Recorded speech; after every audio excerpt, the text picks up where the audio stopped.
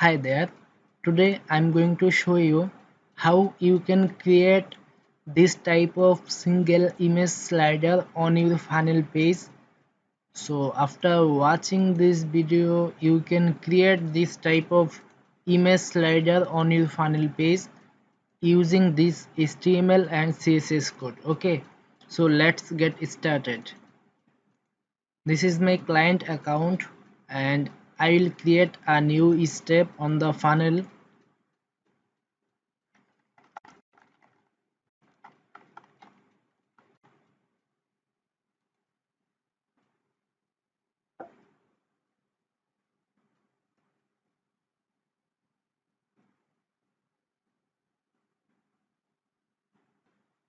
So now we need to select a template from here, but I will select a blank template from here. Okay, so just scroll down, then you can see opt-in blank start. So I will select this blank template from here. Okay,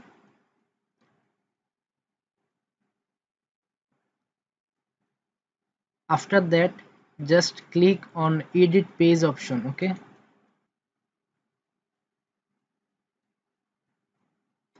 so this is our editor page and I will delete the section, and again I will select a full width section from here. Okay, then I will select one column row from here, and then we have to select a element from here. So just scroll down and then you can see this element. Okay, so just click on that. After that we have to use our custom code in the element option. Okay, so just click on the element and then we can see this option. So just click on open code editor button and then we can see a option where we can paste our custom code. Okay, so this is our custom code. We need to copy HTML code first and paste this code here. Okay, after that we have to copy CSS code and we have to paste CSS code top of the HTML code. Okay, so just keep in mind you have to paste your CSS code top of the HTML code. Okay, so this is your CSS code. After that just click on save button